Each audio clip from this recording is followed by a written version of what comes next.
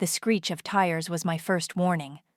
I glanced out the window just as my sister Eva's oversized SUV lurched to a halt, half on the curb.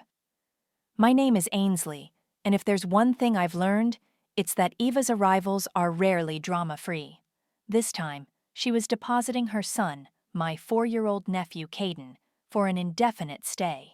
"I just need a break, Ains," she'd wailed over the phone an hour earlier. "He's impossible. So fussy, so demanding. You have no idea." The car door slammed. Ava, all frazzled designer clothes and frantic energy, practically dragged a small, silent Caden up my walkway. He clutched a worn teddy bear, his little face pale and drawn. "Here he is," Ava announced, pushing him gently towards me as I opened the door. "His bag's in the trunk. Just the essentials." "Honestly, Ainsley, you're a lifesaver. I haven't slept properly in weeks because of his whining." "Whining about what, Eva?" I asked, my gaze fixed on Caden. He looked off. Not just tired, but genuinely unwell. There were faint shadows under his eyes. "Oh, everything and nothing," she said, waving a dismissive hand. "He's just difficult. Always has been. You know how kids are. Anyway, I've got to run. So much to do, now that I finally have some me time." She didn't even look at Caden. "Wait, Eva," I said, kneeling to Caden's level. "Hey, buddy, how are you feeling?" He just stared at me, his eyes listless. He didn't offer his usual shy smile. "He's fine," Eva snapped, already halfway back to her car. "Just needs to adjust. Don't coddle him, Ainsley. That's half the problem." Before I could press further, she was in her car, engine roaring. She gave a quick, impersonal wave and sped off, leaving a cloud of exhaust and a deeply unsettled feeling in her wake. "Okay, Caden," I said softly, turning back to him. "Let's get your bag and go inside." He didn't respond. Just let me take his small hand. His skin felt clammy. Inside, I tried to engage him. "Want some juice? Or maybe a cookie?" He shook his head, his eyes fixed on the floor. He allowed me to take off his little jacket, but then just stood there, a tiny, forlorn statue. "Are you hungry, sweetie?" I tried again. "Eva said you might be a bit fussy with food." Another slow shake of the head. I managed to get his bag from Eva's trunk. She'd left it unlocked, thankfully. It contained a haphazard collection of clothes, mostly unwashed, and a few battered toys. No medication, no instructions, nothing to indicate any specific needs beyond Eva's vague complaints of fussiness. The first few hours were quiet, unnervingly so. Caden sat on the sofa, hugging his teddy, watching cartoons without really seeing them. He refused lunch, picking at a piece of toast before pushing the plate away. He didn't want to play with the blocks I brought out, or look at picture books. He just seemed absent. "Does anything hurt, Caden?" I asked gently, sitting beside him. He leaned his head against my arm, a small, warm weight. "Tummy," he whispered, so quietly I almost missed it. "Your tummy hurts?" He nodded, his eyes closing. "Did you tell Mommy your tummy hurt?" He nodded again. "Mommy said stop fussing." A chill went through me. Fussing. That word again. By late afternoon, Caden was clearly exhausted. He drifted off to sleep on the sofa, his breathing shallow. I watched him, my unease growing with every quiet moment. He felt warm, too warm. I brushed his forehead with the back of my hand. Definitely warm. "Okay, little man," I murmured. "Let's get you properly into bed." He barely stirred as I carried him to the spare room, his small body limp in my arms. I tucked him in, his teddy beside him. He looked so small and vulnerable. I went to the kitchen, my mind racing. Ava had said he was fussy. She'd said he was demanding. She hadn't said he was sick. Could this just be a bug? Kids get sick all the time. But this felt different. This lethargy, this complete lack of appetite, the quiet way he'd said his tummy hurt. I found my digital thermometer. Back in the spare room, I gently slipped it under Caden's arm. He whimpered softly in his sleep but didn't wake. The thermometer beeped. 100.8 Celsius. A low-grade fever. Not dangerously high, but persistent. And Ava hadn't mentioned a thing about him being unwell, let alone having a fever. She'd just complained about his behavior.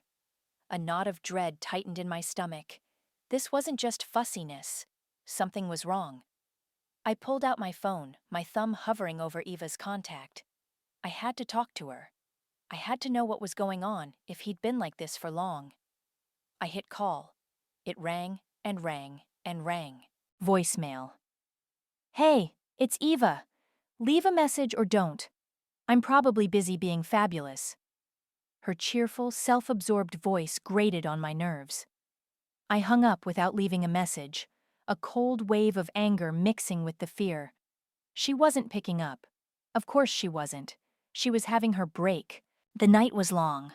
I checked on Caden every hour. His fever remained stubbornly present, fluctuating between 100.5 degrees and 101 degrees. He tossed fitfully, whimpering in his sleep, occasionally murmuring, "Mommy." Each time, a fresh wave of anger at Ava washed over me. How could she just dump him like this knowing he wasn't well? Or worse, not knowing. By morning, Caden was even more withdrawn. He refused breakfast entirely, not even a sip of juice. His skin had a grayish tinge, and the dark circles under his eyes were more pronounced. "Caden, sweetie, we need to try and get something into your tummy," I coaxed, holding out a spoonful of yogurt. He turned his head away, his little lips pressed tight. "Just one bite?" He shook his head, tears welling.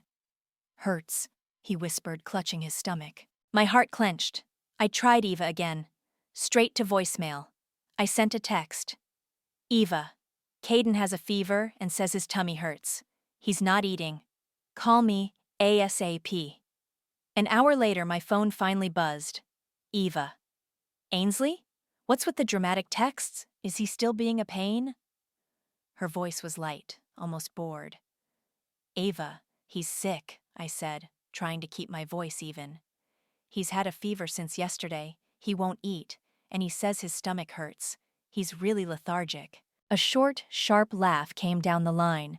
"Oh, for God's sake, Ainsley, he's being dramatic. He always does this when he wants attention or doesn't get his way. He's probably just missing me and making a big deal out of it." "This isn't him being dramatic," I insisted, my grip tightening on the phone. "He genuinely seems unwell. I'm worried about him." "You're overreacting, like always," Eva sighed. "He was perfectly fine when I dropped him off. Maybe a little tired from all his theatrics, but fine. He just needs to get used to a new environment. Don't mollycoddle him. He'll snap out of it." "Ava, he has a fever." "So give him some Tylenol if you're that concerned. Honestly, I needed this break because of exactly this kind of constant fussing. Don't you start with it too." My blood boiled. "Fussing? He's a sick little boy, Eva. Did you even notice he wasn't well?" "He's always not well, according to him," she scoffed. "Look, I'm in the middle of a spa day. I really can't deal with this right now. He's your problem for a few weeks. Just handle it." Before I could say another word, she hung up. I stared at my phone, speechless with rage. "He's your problem." My own sister. Caden coughed weakly from the living room. My anger instantly morphed back into urgent concern. My gut, no, my entire being screamed that this was more than a simple bug or attention-seeking. Eva's callous dismissal cemented it. She wasn't going to help. She didn't even care. I spent the next few hours online, my fingers flying across the keyboard, searching for a pediatric specialist near me. Persistent low-grade fever in child. Child lethargy, no appetite, stomach pain. The more I read, the more my anxiety spiked. Some possibilities were benign, but others were terrifying. Jared, my boyfriend, came over that evening. I'd texted him a brief, frantic summary. He found me hunched over my laptop, Caden asleep on the sofa beside me, still too warm. "Hey," he said softly, his hand landing on my shoulder. "How's the little guy? And how are you?" Tears pricked my eyes. He's not good, Jared. And Ava, she's unbelievable. She just laughed it off. I quickly recounted the phone call. Jared listened, his expression growing grimmer with every word. He gently felt Caden's forehead. He's definitely warm, and he looks wiped out. I think I need to take him to a specialist, I said, my voice trembling slightly. I can't just wait for him to snap out of it. What if it's something serious? Then you take him, Jared said firmly, meeting my eyes. Don't even think twice about what Eva says. You do what you feel is right for Caden. I've got your back. His unwavering support was like a lifeline. Thank you, I whispered. Have you found anyone? He asked, nodding at my laptop. There's a Dr. Melina Robertson, I said. She's a pediatric gastroenterologist with amazing reviews. Her office said they had a cancellation for tomorrow morning if it was urgent. I said it was. Then that's what you do, Jared said. Book it. A wave of fear washed over me. Taking him to a specialist felt like such a huge step, an admission that something could be terribly wrong. And Ava, she would be furious. She'd accuse me of undermining her, of trying to make her look bad. But then I looked at Caden, his small, pale face, his shallow breathing. The fear for him eclipsed any fear I had of Eva's reaction. I'm going to book it, I said, my voice stronger now. And I'm not going to tell Eva, not yet. She'll just try to stop me or downplay it again. Jared nodded. Good call. Let's get some answers first. I picked up the phone and confirmed the appointment for 10 a.m. the next day. As I hung up, a strange sense of calm settled over me, pushing through the anxiety. I was doing something. I wasn't just going to stand by while Caden suffered. The clinic was quiet. Almost too quiet. Cheerful animal murals on the walls did little to dispel the underlying tension I felt. Caden, wrapped in a blanket, was listless in my arms. He hadn't protested being woken or dressed, his usual morning energy completely absent. He just leaned against me, small and frail. Ainsley, for Caden? A kind-faced nurse called. We followed her into an examination room. She took Caden's vitals, her smile faltering slightly as she noted his temperature and then palpated his abdomen. Caden flinched, a tiny whimper escaping his lips. Dr. Robertson will be in shortly, the nurse said, her voice softer now. Dr. Melina Robertson was calm and direct. She had an air of quiet authority that was somehow reassuring. She asked me a series of questions about Caden's symptoms, when they started, their frequency, his appetite, his energy levels.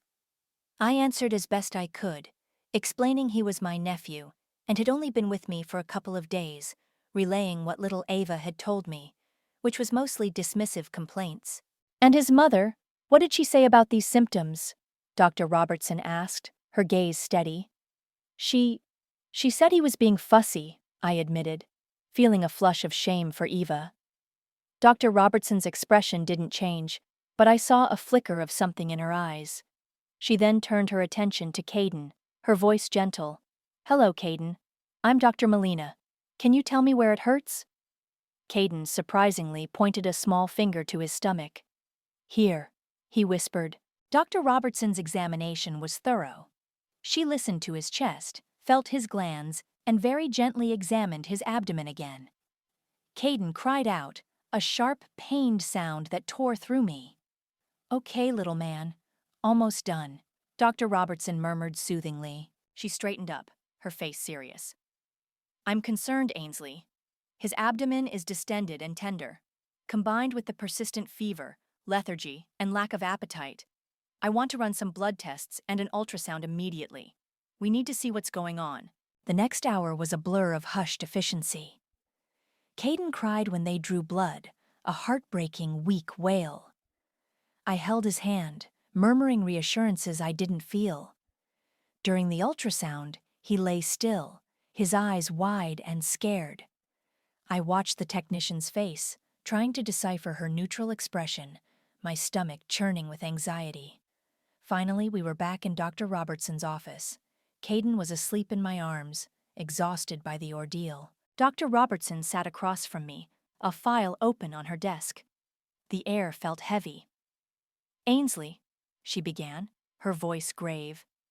"The preliminary blood work and the ultrasound show clear indicators of a significant inflammatory process. Based on these results, and his clinical presentation, Caden has a severe progressive autoimmune condition. Specifically, it appears to be a form of inflammatory bowel disease, but a particularly aggressive variant." The words hit me like a physical blow. "Autoimmune? Aggressive?" "Yes," she said, her eyes filled with a somber compassion. "It means his body's immune system is attacking his own digestive tract. This condition requires immediate and aggressive treatment. We need to get the inflammation under control as quickly as possible." My mind reeled. Treatment? What kind of treatment? Initially, it will involve high-dose corticosteroids to reduce the inflammation, and then we'll likely move to other immunosuppressive medications long-term. He'll need ongoing monitoring, dietary management, and regular specialist visits. She paused, then continued, her voice hardening slightly. "Ainsley, this condition, it doesn't develop overnight. The level of inflammation we're seeing, the extent of his symptoms, this has clearly been developing for months, and it has been significantly exacerbated by a lack of appropriate medical intervention." "Months?" I whispered, horrified. Eva had said he was just fussy. Dr. Robertson nodded grimly. "Frankly, if he had been left untreated much longer, the consequences could have been catastrophic. We're talking severe malnutrition, bowel perforation, systemic infection. It could have been fatal." Fatal. The word echoed in the sterile room. My arms tightened around Caden. He could have died. Because Eva thought he was being dramatic. Tears welled in my eyes, hot and angry. I don't understand," I stammered. "His mother."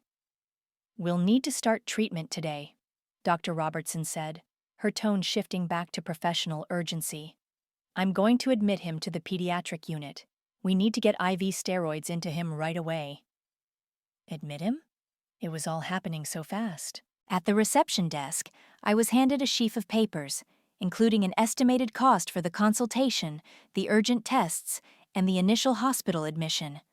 The numbers were staggering. I pulled out my credit card, my hand shaking as I signed the slip. The financial burden was terrifying, but it was nothing compared to the fear I felt for Caden. As we waited for the admission paperwork to be processed, Dr. Robertson approached me again. Caden was still asleep, his small face pale against my shoulder. "Ainsley?" she said quietly, her expression stern now. "I need to ask you about Caden's primary caregiver and his regular pediatrician. We'll need his medical history." "His mother, Eva, is his primary caregiver," I said, my voice flat. I don't know who his regular doctor is. She never mentioned one." Dr. Robertson's eyes narrowed almost imperceptibly. "I see." She hesitated for a moment. "Ainsley, given the severity of Caden's condition and the clear evidence of prolonged neglect in seeking appropriate medical care, I'm obligated by law to make a report."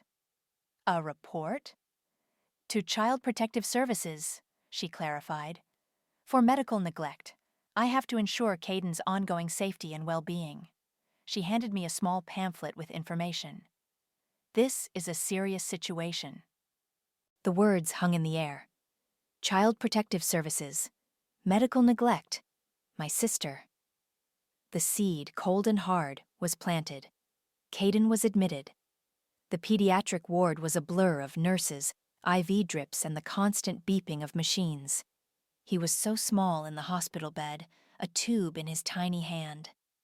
I sat beside him, watching him sleep, the doctor's words, fatal, neglect, Child Protective Services, replaying in my mind. My shock was slowly giving way to a cold, hard anger. I had to call Eva. There was no avoiding it. I stepped out into the hallway, took a deep breath, and dialed. She answered on the third ring, her voice bright and breezy. "Ainsley, finally calling to tell me the little monster has calmed down?" Ava, I said, my voice tight. Caden is in the hospital. Silence. Then, hospital? What are you talking about? Did he fall? Did you do something? No, I didn't do anything, I snapped, my patience gone. I took him to a specialist. He's incredibly sick, Eva. He has a severe autoimmune condition. Dr. Robertson said it's been developing for months and has been made much worse by neglect. A specialist? What specialist? Who gave you the right to take him to some quack doctor? Her voice rose, sharp and accusatory. He was fine. I told you he was just being fussy. He wasn't fine, Eva. He could have died. The doctor said it was potentially fatal if left untreated much longer. Oh, please, she scoffed. You're exaggerating. You always exaggerate. You probably went doctor shopping until you found someone who would tell you what you wanted to hear just to make me look like a bad mother. I was stunned into silence for a moment by her audacity. Make you look like a bad mother? Ava, your son is seriously ill. He needs aggressive treatment, possibly for the rest of his life. Don't you care? Of course I care, she shrieked. But I don't believe a word of it. You're trying to steal my son, that's what this is. You've always been jealous. Jealous? I choked out a laugh that was more like a sob. Jealous of what, Ava? Your complete inability to see that your child was suffering? I took a shaky breath. The initial consultation and tests cost thousands. You need to help pay for this. Pay for it? She screeched. I'm not paying a penny. You incurred those bills by going behind my back to some charlatan. This is your mess, Ainsley. Before I could respond, my other line beeped. It was Mom. Eva, I have to go. Mom's calling. You tell her what you've done, Eva snarled and hung up. I clicked over. Mom? Ainsley, what on earth is going on? Sylvia's voice was tight with anxiety. Eva just called me, hysterical. She said you've taken Caden and you're making up stories about him being sick? My heart sank. Eva had gotten to her first, spun her poisonous narrative. Mom, it's not like that, I began, trying to explain the diagnosis, Dr. Robertson's words, the severity of it all. Ainsley, Eva is his mother, Sylvia interrupted, her tone disapproving. You should have consulted her. She says you're blowing this all out of proportion, that Caden just had a little tummy bug. Now she's terribly upset. You need to apologize to her, dear, and stop causing all this trouble. Apologize? I couldn't believe what I was hearing. Mom, Caden is in the hospital with a serious, life-altering condition that Eva completely ignored. The doctor is reporting her for medical neglect. There's nothing to apologize for on my end. Medical neglect? Ainsley, that's a terrible accusation. Eva would never neglect Caden. She loves him.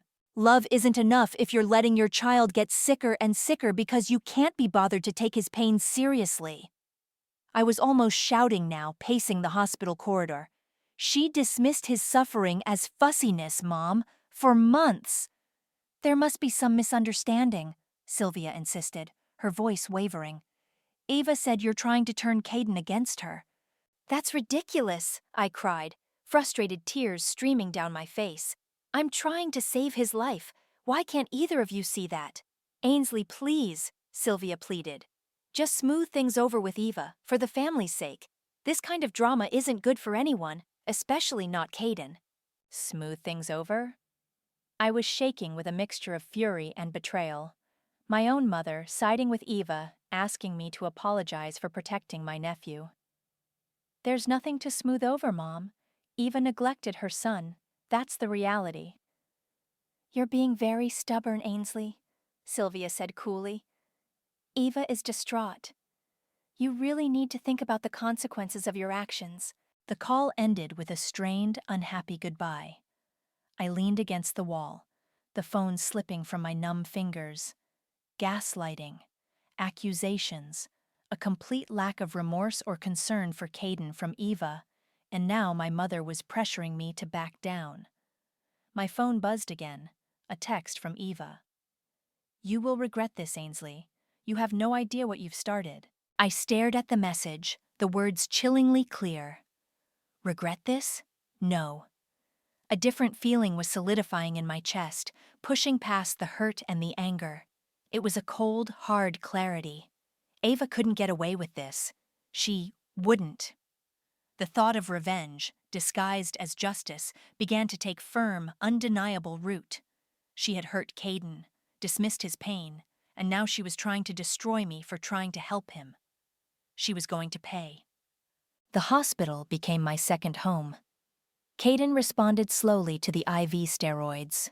The raw pain in his eyes began to dull, replaced by a weary acceptance of the pokes and prods.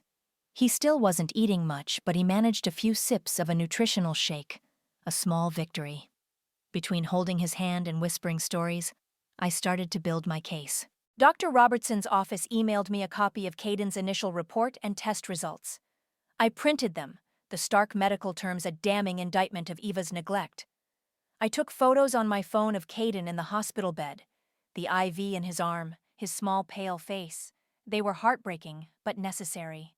I scrolled through my texts with Eva, screenshotting every dismissive, cruel message. He's just being dramatic. Stop fussing. He's your problem. I wrote out a detailed timeline, starting from the moment Eva dropped Caden off, noting his symptoms, her reactions, every call, every text. Jared was my rock. He brought me food, sat with Caden so I could shower, and listened patiently as I obsessively went over the evidence. "This is good, Ainsley," he said, looking at the folder I was compiling. "It's clear, concise. It shows exactly what happened." "It has to be enough," I said, my voice tight. "She can't just walk away from this." I decided to call my father, Ken. He was quieter than Mom, more observant. I laid out everything: the diagnosis, Dr. Robertson's concerns, Eva's reaction, Mom's denial. I emailed him copies of the medical report and some of the key texts. He listened without interruption, his silence heavy. "This is serious, Ainsley," he said finally, his voice strained. "Very serious. I need to think about this." He sounded deeply troubled, but not dismissive. It was a small comfort. Meanwhile, Eva was busy. Aunt Carol called, her voice dripping with disapproval. "Ainsley, darling, I heard about the misunderstanding with poor Eva. She's so worried about Caden and terribly hurt by your accusations." "Misunderstanding?" I asked, my voice dangerously calm. "Caden has a life-threatening illness, Aunt Carol, that Eva ignored for months. There's no misunderstanding." "Well, Eva says you've always been a bit intense," Aunt Carol fluttered, "and that you're trying to alienate Caden from her." The smear campaign was in full swing. Eva was painting me as unhinged, jealous, a troublemaker. It was infuriating, but it only hardened my resolve. Let her talk. The truth was on my side, documented in black and white. A few days later, a crisp, official-looking envelope arrived by courier. My stomach lurched. It was from a law firm. Jared was there when I opened it. My hands trembled as I read the letter. It was a cease and desist, a formal demand from Eva's lawyer. It accused me of unlawfully keeping Caden, of denying Eva access to her son, and demanded his immediate return to her care. It threatened police involvement and legal action for custodial interference if I didn't comply within 24 hours. "She's trying to intimidate me," I whispered, the letter shaking in my hand. "She wants to get Caden back before CPS can even start an investigation." "She's panicking," Jared said, his arm around my shoulders. "This is a scare tactic, Ainsley. Don't let it work." But it did scare me. The legal jargon, the threat of police. It was terrifying. For a moment, I wavered. Could I really go through with this? The family fallout, the legal battle Eva was clearly gearing up for? Then I looked at the photo of Caden I had propped on my desk, his small face still too pale, but with a flicker of his old spark returning as the medicine started to work. He was trusting me. The fear receded, replaced by a steely determination. Eva wasn't getting him back to neglect him further, to silence him, to undo all the progress he was making. "She's not winning this, Jared," I said, my voice low and firm. "She's not scaring me off." I picked up my phone. My heart hammered against my ribs, but my hand was steady. I found the number for Child Protective Services that Dr. Robertson had given me. I took a deep breath and pressed call. A calm, professional voice answered. "Child Protective Services, how can I help you?" "My name is Ainsley," I began, my voice trembling slightly but gaining strength with each word. "I need to report a case of medical neglect. It concerns my nephew, Caden." I laid out the facts, referencing my timeline, Dr. Robertson's diagnosis, Eva's dismissals. I told them about the lawyer's letter, the attempt to intimidate me. The operator listened patiently, asking clarifying questions. When I finally hung up, a wave of conflicting emotions washed over me. Fear, definitely, but also a grim, undeniable satisfaction. "It's done," I told Jared, my voice barely a whisper. "I reported her." He pulled me into a tight hug. "You did the right thing, Ainsley. The only thing you could do." The battle lines were drawn. There was no turning back now. The call from CPS came 2 days later. "Ms. Porter, this is Harper Collins, an investigator with Child Protective Services. We received your report concerning your nephew, Caden." Her voice was no nonsense, professional, but not unkind.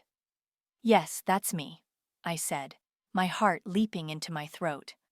"I'd like to schedule a time to speak with you in more detail and review any documentation you have," Ms. Collins continued. "And then I'll need to conduct a home visit with Caden's mother, Eva." We arranged for me to meet Ms. Collins the next day. I gathered my folder, the doctor's reports, the photos, the screenshots of Eva's texts, my meticulously kept timeline.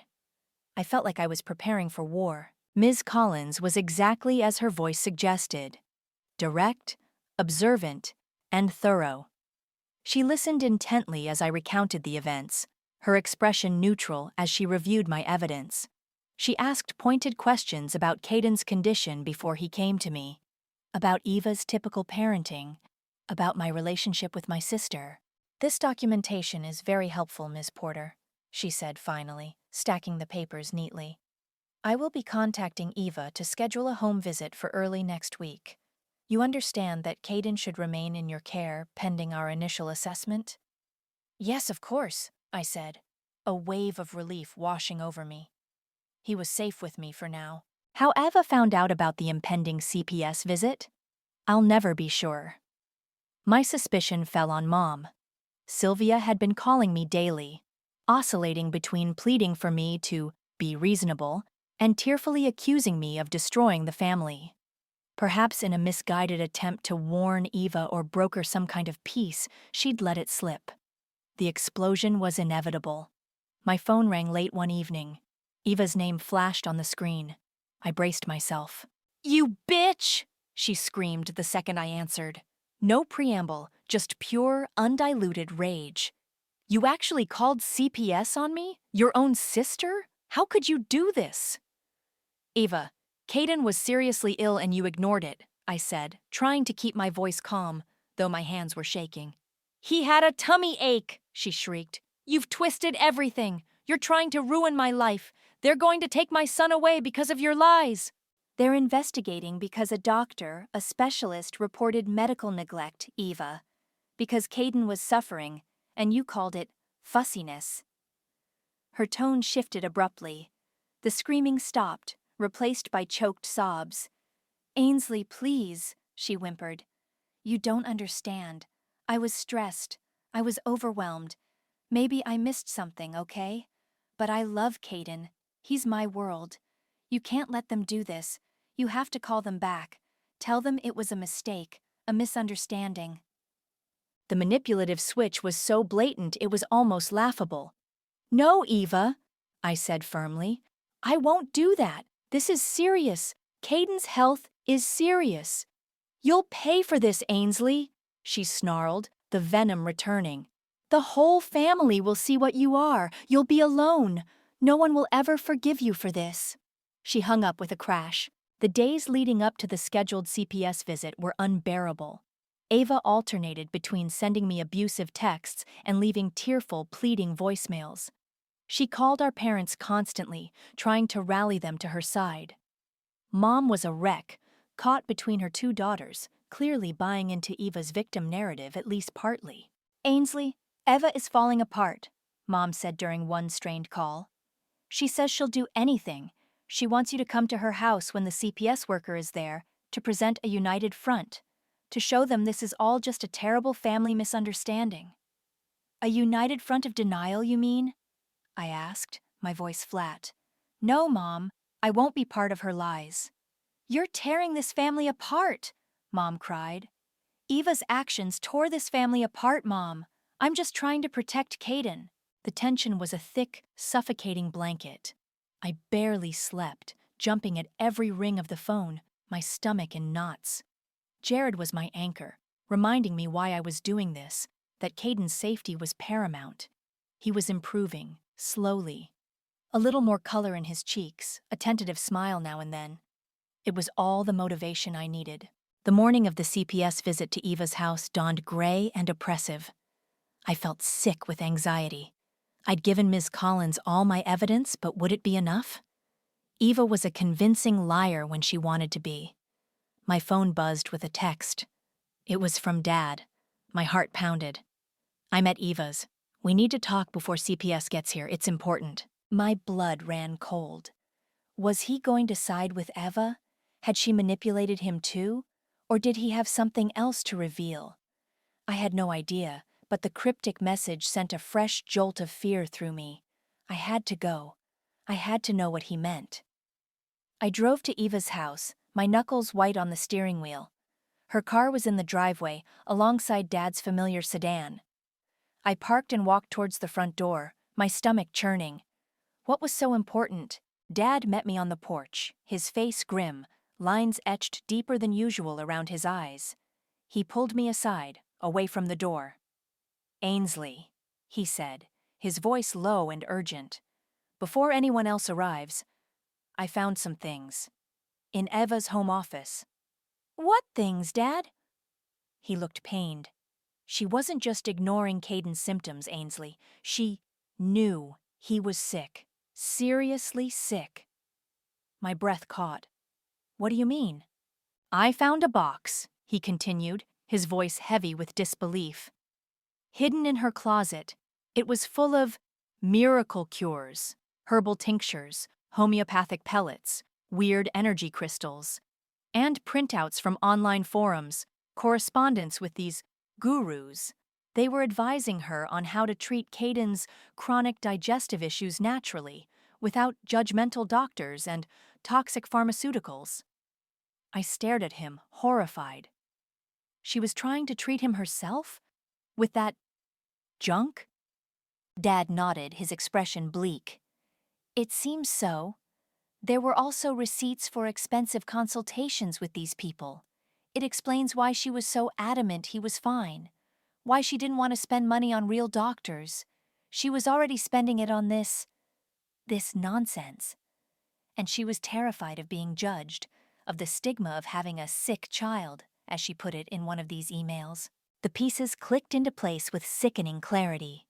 Her desperate denials, her refusal to pay for Caden's legitimate medical care, her accusations that I was making things up. It wasn't just neglect born of ignorance or selfishness. It was a deliberate, misguided, and incredibly dangerous choice. "Oh my God, Dad." I managed to get onto her laptop," he admitted, looking uncomfortable but resolute. "Her search history.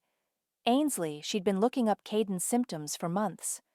Child chronic diarrhea, severe stomach pain in toddler, unexplained weight loss child. She knew it was bad."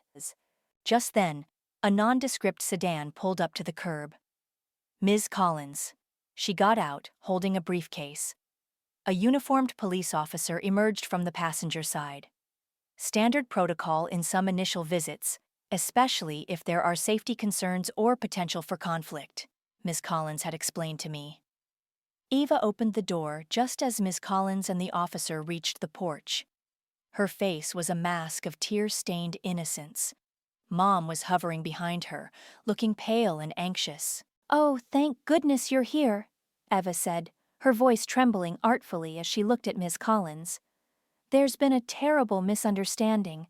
My sister, she means well, but she tends to overreact." We all moved into the living room. Eva launched into her performance, the wronged, loving mother, deeply concerned but baffled by these outrageous accusations. Mom chimed in, nervously at first, about how devoted Eva was to Caden. Ms. Collins listened patiently, then calmly laid out Dr. Robertson's detailed medical report and my timeline of events. She spoke about the severity of Caden's diagnosis, the clear medical evidence of prolonged suffering. Eva's composure began to crack. "That doctor is mistaken," she insisted, her voice rising. "Caden just has a sensitive stomach. Ainsley took him to someone who would find something wrong." "The medical evidence is quite clear, Eva," Ms. Collins stated, her tone firm. "The level of inflammation and malnutrition didn't happen overnight." Eva's eyes darted around the room, a cornered animal. Her smug, defiant look from our earlier confrontations was faltering. Then, Dad stepped forward. "Ms. Collins," he said, his voice steady despite the tremor I could see in his hands. "There's something else you need to see." He produced the box of miracle cures and the printouts of Eva's correspondence with the online gurus. He explained what he'd found, including the damning search history from her laptop, which he'd copied onto a flash drive. Eva stared at the box, then at Dad, her face draining of all color. Her carefully constructed facade didn't just crack, it shattered. The smugness vanished, replaced by stunned disbelief, then raw, unadulterated panic. "Dad, how could you?" she shrieked, her voice hoarse. "You went through my things? That's private." "Caden's health isn't private, Eva," Dad said, his voice filled with a quiet sorrow and unshakable resolve. "It's a responsibility you failed." Mom gasped, her hand flying to her mouth as she looked from the box to Eva, the truth finally dawning on her. Eva's eyes, wild and desperate, landed on me. "This is your fault," she screamed, pointing a shaking finger. "You turned him against me. You've ruined everything." Ms. Collins cut through the hysteria, her voice calm but authoritative.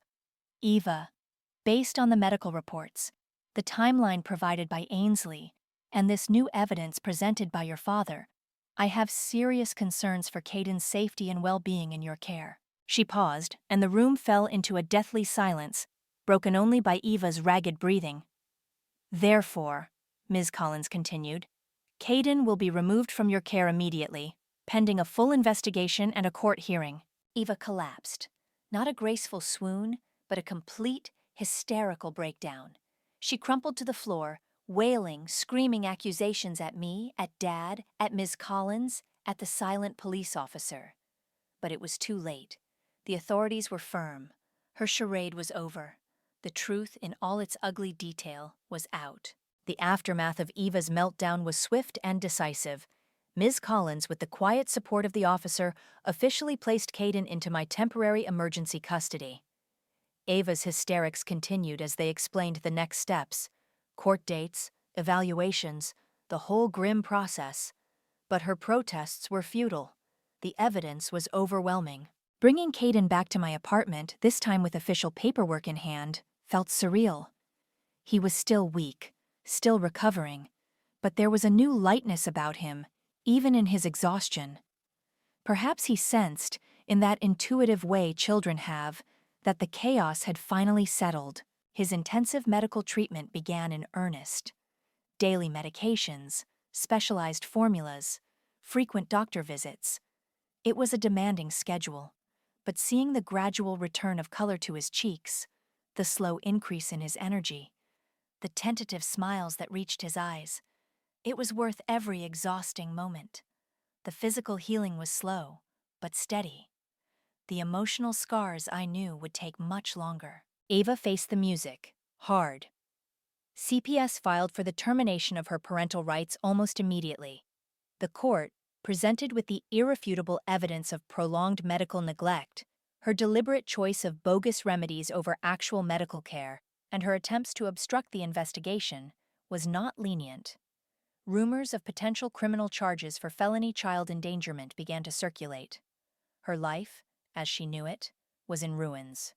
Her reputation, meticulously crafted, was destroyed. She had lost her son.